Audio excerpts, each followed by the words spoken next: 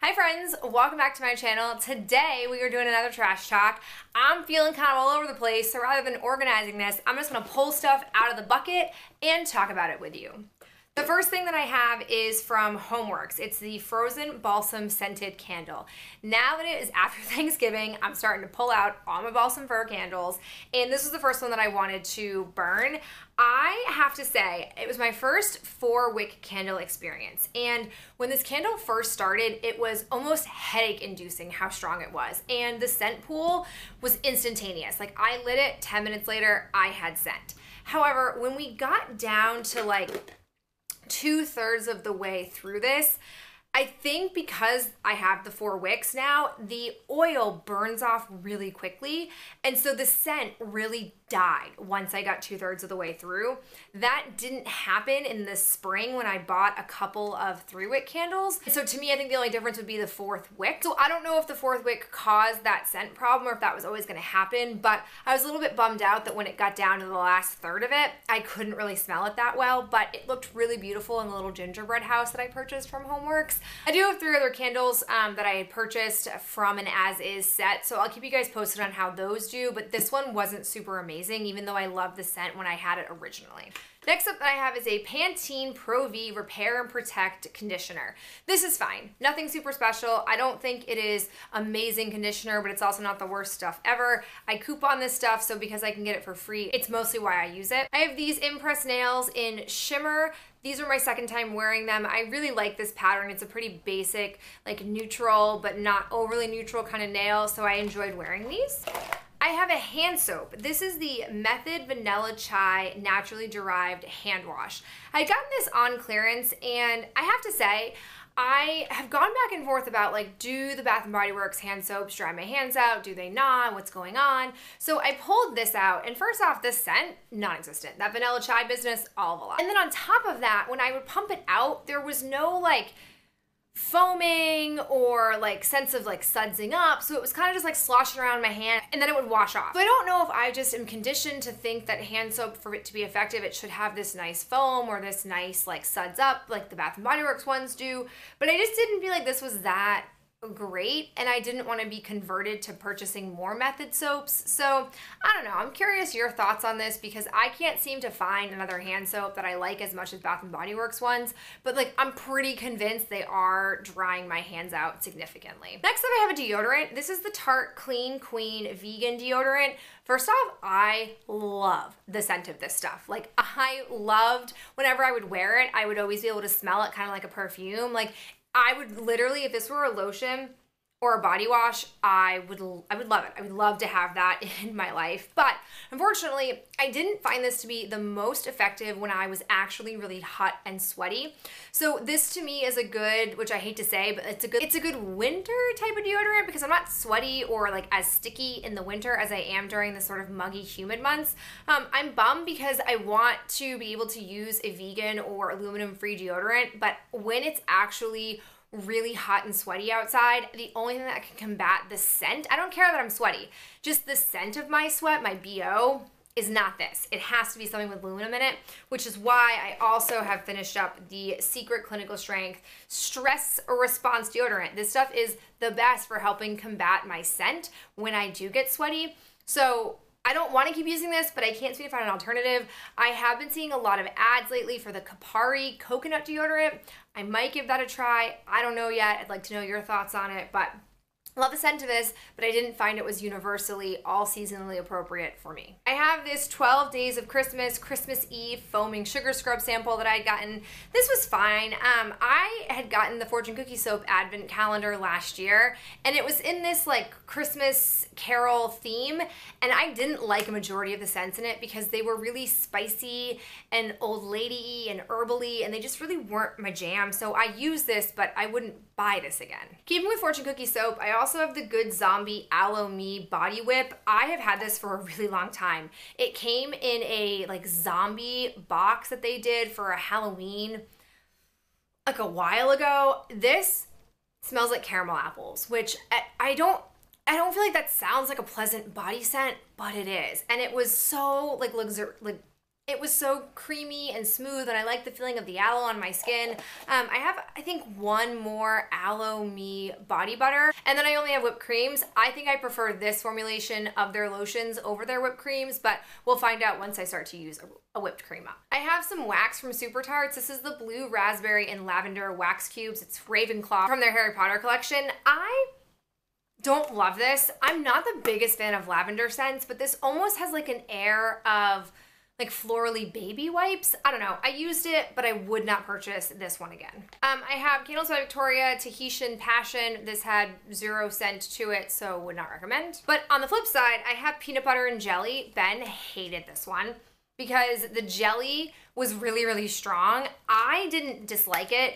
The scent throw on this was awesome. It threw and through and through for so many days, so many hours. So I have found with Candles by Victoria, it's incredibly hit or miss. I don't think I would place another order with them because I have since found so many other vendors that are very consistent in their performance and in their scents. So I still have a bunch of these to work through because I placed a massive order the first time I did it, but this one is decent if you are looking to place an order. I have the Professional Primer sample. I love this stuff. I have a full size of it. Whenever I can get samples of this, I always sign up to get them because I really do enjoy this primer. I think it's awesome at filling your pores and helps to even your skin tone a little bit before you apply foundation. I also have this Sephora Beauty Amplifier setting spray. This was fine. I had gotten it because it was on super sale, and I have to say it has like an alcohol scent to it when you spray it on your face, like noticeably, but I couldn't find in the ingredients what exactly that was. So for that reason, I wouldn't buy it again. I also have another MAC Prep and Prime Fix Plus. This is in coconut. I have to say, I love the rose one the best, but this one isn't bad. And overall, I love the Fix Plus formulation. I think it's the best for helping to just blend everything together and then keep it stuck to your face all day. I have the Fortune Cookie Soap Exfoliating Body Wash in Preserved and Amber from their Park is Open collection. I enjoyed the scent of this, but I have found consistently, time and time again, that their exfoliating body washes aren't really that exfoliating. The exfoliant that they use in these is just not abrasive enough. So for that reason, I wouldn't recommend these, and I don't seek these out. I've only used them up because I've gotten them in boxes, but I would definitely never be sad if I didn't get one of these again. I have a couple of nail polishes that I am getting rid of because I just don't like the colors of them. They are both from Julep. I have Katie, which looks like this, and I have Becky. I really need to sit down and do a declutter of my nail polish. I'm just kind of avoiding it because aside from painting my toenails, I really don't paint my fingernails anymore. And I'm not going to necessarily get rid of every single nail polish that I have, but I want to get rid of a lot of colors like these guys that I just will never ever have a chance of using. I'm also decluttering this Nivea Smoothness Broad Spectrum SPF 15 Sunscreen Lip Care.